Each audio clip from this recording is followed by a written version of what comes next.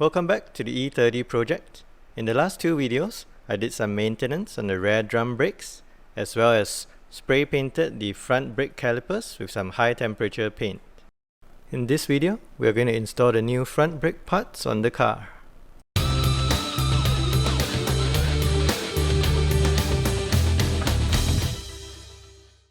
I've cut this video so you can follow along in the simplest, smoothest step-by-step approach. So if you notice the video seems to be jumping around back and forth, that's the reason. The first thing we want to do, as usual, is to get the wheel off and slide it under the car for added protection. The next thing you should do is to actually crack loose this retaining screw on the brake rotor. As the brakes are not disassembled yet, you can get someone to step on the brake pedal for you so that it's easier to break loose this retaining screw. Now turn the steering wheel so you have better access to the back of the brakes. Behind the brakes you can see all the bolts that go on the caliper. I recommend that you break loose the guide rail pins first, followed by the brake hose itself, and lastly the mounting bolts. You'll probably need a breaker bar for the mounting bolts, as these should be torqued up pretty tight. With everything just slightly loosened, the first thing you'll actually want to remove are the guide rail bolts or guide rail pins. Once both guide rail pins come off, the entire section of the caliper holding the piston will fall off, and you'll want to hang this somewhere, most likely your springs on your suspension, because the brake hose is still attached to this part of the caliper and you don't want the hose to be crimped in any way. Here's what the brake hose should look like when you hang the caliper up. Notice how it's bending in its natural orientation and not forced into strange shapes or pinched in any way. Now we can get the pads off. And we can remove the two mounting bolts, allowing us to remove the entire caliper. Now with this 5mm hex bit, we can remove the retaining screw. And here you see why you should crack loose the retaining screw before removing the brake calipers. Fortunately, my screw was quite loose to begin with. I took the opportunity to clean up the dust shield and the wheel hub. All you need are some soapy water and some kind of metal brush. Here are the new parts we'll be installing and the old parts we just removed. So the new brakes are from the 320i all the way up to the 325i, while the old one obviously is from the 318i. And the main difference is that the 325i brakes are ventilated, while the 318 is just a simple solid disc. So that also means the 318i caliper, the gap is a bit smaller because the 318i rotor is a bit thinner.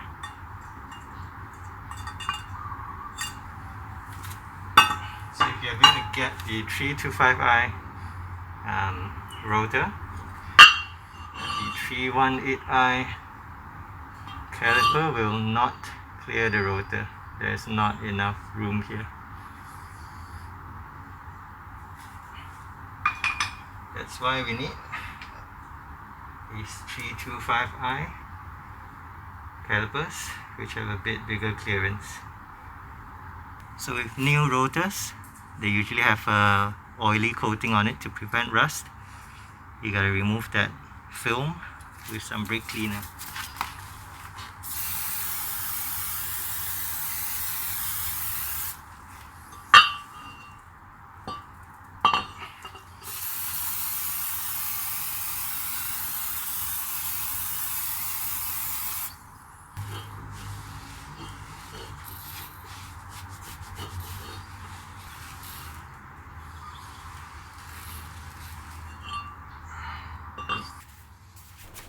Now you can install the brake rotor, and this just goes on and gets screwed in with the retaining screw.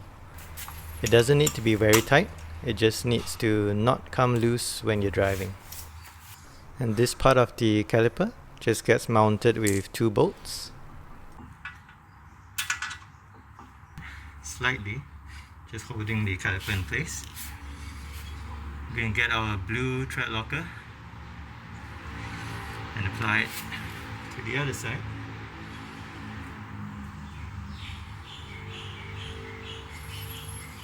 Make sure these don't come off due to vibration under normal operation.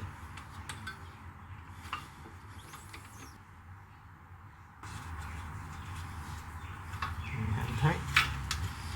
Make sure this still spins freely. These 2 bolts, it's very important to torque them up. They take about 120 Newton meters. I have a torque wrench that only goes up to 105. So I'll do this in 3 stages. First I'll go up to about 55 Newton meters with this torque wrench.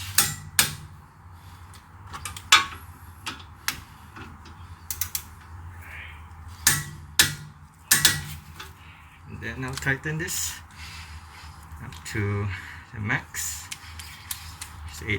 80 foot-pounds, about 105 Newton meters.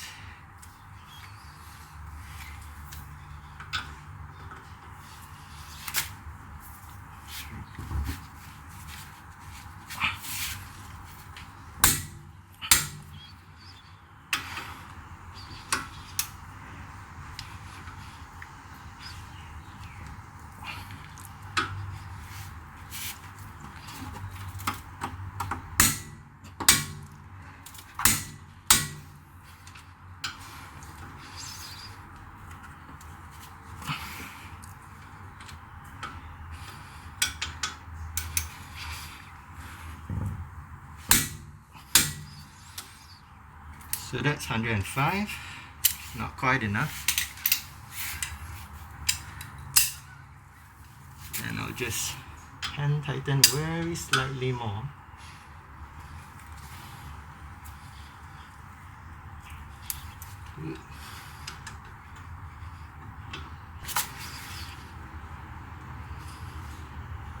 Okay. Okay, to take our new pads and just put them on either side.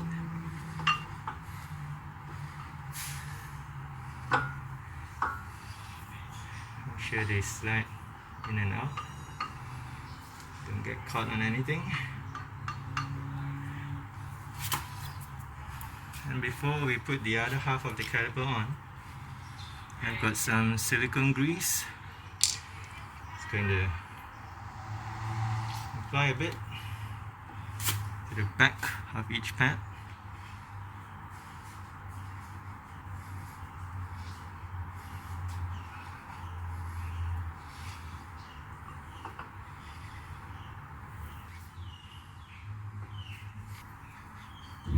Hopefully that will help with any potential squeaking.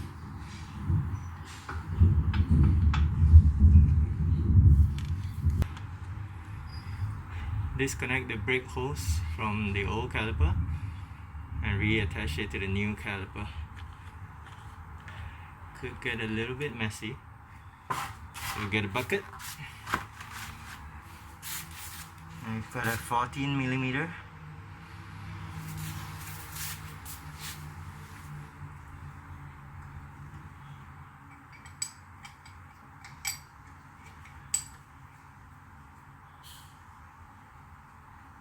You can see here that I'm having a bit of difficulty loosening the brake hose. That's because I didn't crack it loose before removing the caliper. It's much easier to crack this loose while the caliper is still mounted to the wheel hub, like I advised you at the beginning of the video. Now that the hose is disconnected from the old caliper, we need to install it on the new caliper, and we do that by turning the caliper and not the hose. That's why you need to install the hose on the new caliper before you install the caliper onto the mount. Once we have the brake hose hand tight, we'll proceed to mount it before we try to tighten the hose. And this should just go on like that. But the springs, you'll have to push slightly against these springs, and you have to make sure these are recessed so they don't block your caliper. Can be a bit tricky.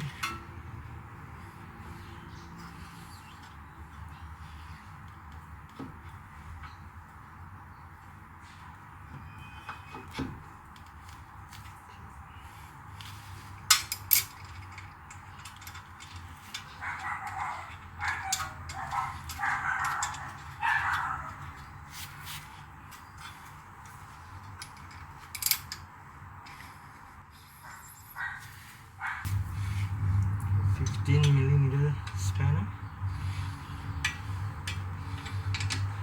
It's not too thick, so I'll just jam something in here.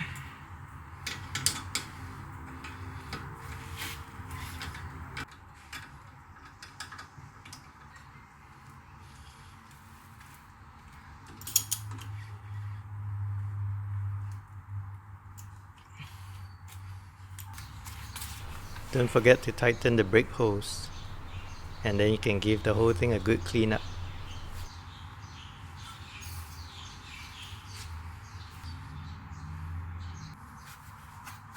After everything is installed, make sure you turn the steering wheel from left lock to right lock and back, and check that the steering hose is not bent in an unnatural position and it's not snagging on anything, and it's free to travel throughout this full range of motion.